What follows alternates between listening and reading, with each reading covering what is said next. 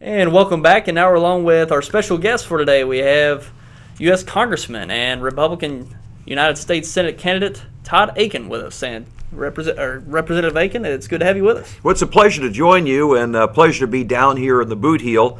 And it's just a beautiful day in spite of the baseball game last night. Sure. And we've had a good time. Had a chance to visit with some folks down here, been in a couple of radio programs. And then last night there was a straw poll that the Pachyderms held up in Cape.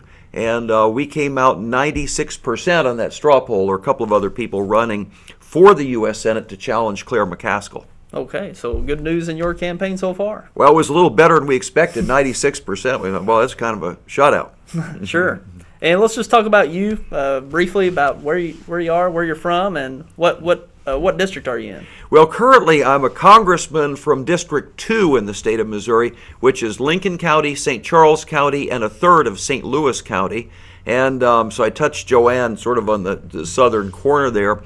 And then I've been in Congress 11 years now.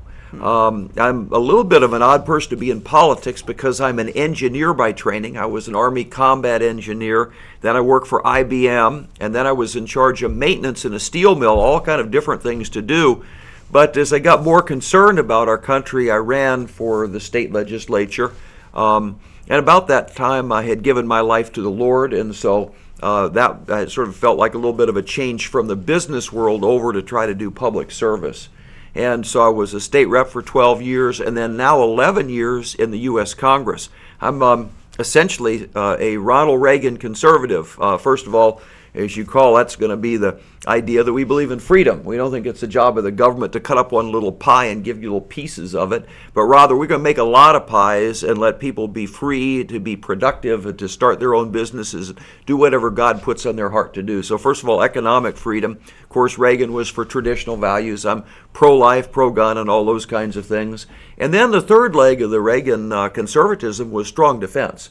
I have 3 sons that graduated Naval Academy. And on top of that, they all went to the Marine Corps. I don't know what this Army guy can do with something like that. And have a bunch of grandchildren. In fact, I just had a new grandson on Thursday of this week, Wow. Quincy, my 5th grandson.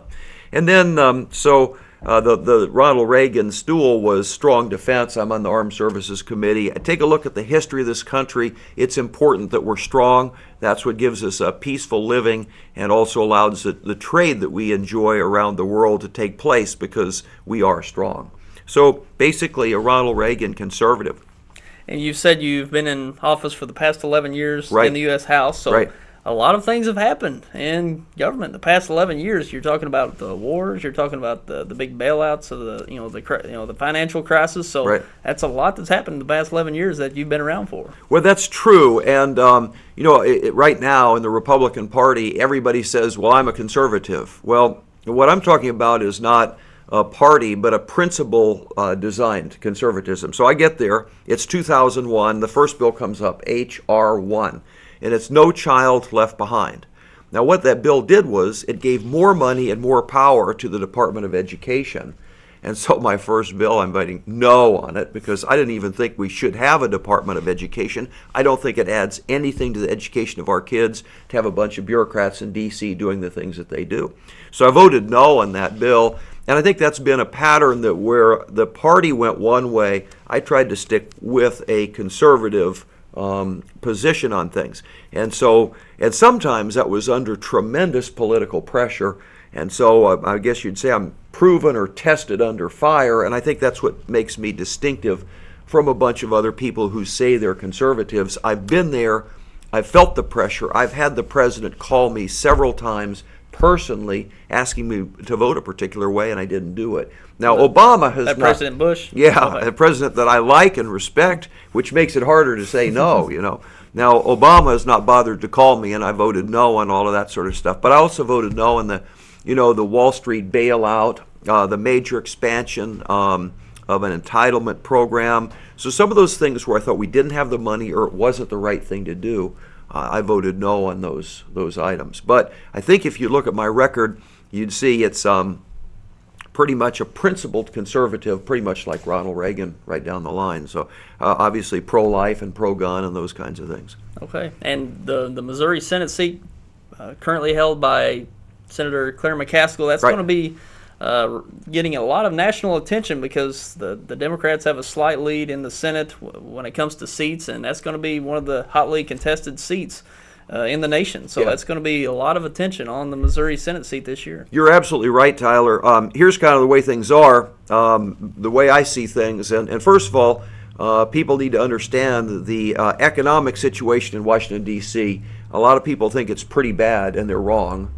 It's terrible. It's really frightening where we are. And in my opinion, if America is going to stay the way that we have been as a free nation, one, we cannot tolerate 4 more years of Obama. And the second thing is there has to be a power shift in the Senate. And when you look at that, Missouri is one of the 3 states most likely to turn over a Democrat Senate seat. And it takes 4 Republicans have to pick up 4 seats to get 51 seats in the Senate. So this Claire McCaskill race is going to be, as you said, absolutely right, Tyler. It's probably the 2nd, 3rd, or 4th most important national race in the whole country. Second, because the presidential race would be first, and then whether, and the polling data now, this is a Democrat polling firm, number of different months has shown me 1 point away from Claire McCaskill. So this is going to be a bit of a dogfight. Sure. We'll see the national press, especially getting into Missouri, doing a lot of polling over the next year. So we'll be seeing a lot of Missouri in the national news over the next year. It is, in one way. Our race will be kind of an interesting one and a fun one because we're giving voters a real choice. I mean, Claire McCaskill is a genuine liberal. She's rubber-stamped everything Obama wanted her to do. The Obamacare, which she continues to support, even though 71% of the Missouri citizens voted no on it, okay? And, of course, the stimulus bill, it spent tons and tons of money. And of course, I vote the exact opposite. So if we ever voted the same, it meant one of us made a mistake. And so it's going to give voters a clear choice of 2 totally different views of what we should be doing. If you take a look, I mentioned that the federal government is having problems. If you take a look at all the basic functions of the federal government, what you'll see is all of that is being financed by debt right now. So to balance a budget this year, you're talking about getting rid of, first of all the military, and then you get rid of air traffic controllers, parks, prisons, CIA, FBI, departments of energy, justice, labor, commerce, education, get rid of the Capitol, get rid of the White House, and just then you got a balanced budget this year. So almost all of the basic functions of federal government are all being financed by debt. So this is a pretty serious deal. If people want to find out more about me, just go to www.akin.org. Pretty straightforward. akin.org. Okay. And of course, you're a Republican U.S. Senate candidate, and the election will be taking place in 2012. 2012. Well, it'll be two elections, really. You got the primary in general. Missouri, of course, has got a very late primary, which would be beginning of August, and then, boom, you get right to the November election against Claire McCaskill. Okay, so it'll be in August for the... August for the primary and November for the general election. That's next year, coming up pretty fast. Sure. Yep. Yeah. Well, it's getting that time of year.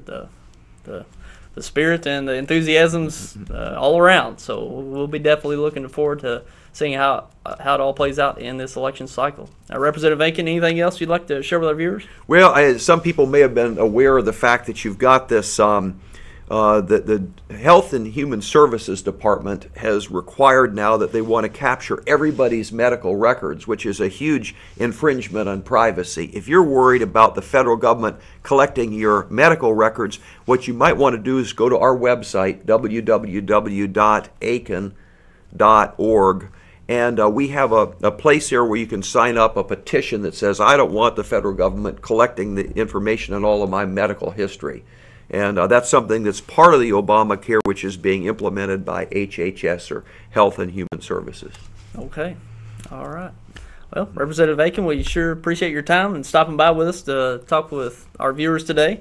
And we'll be looking forward to seeing how it all plays out in the future. Well, Tyler, I've really enjoyed joining you. And I have to say that with the weather the way it is and down here in the boot heel, you're kind of tempting me to move on down here. I feel like I've gotten home, particularly politically, because I'm a pretty conservative guy, and I feel really at home down here. Sure, we welcome anyone if you're nice.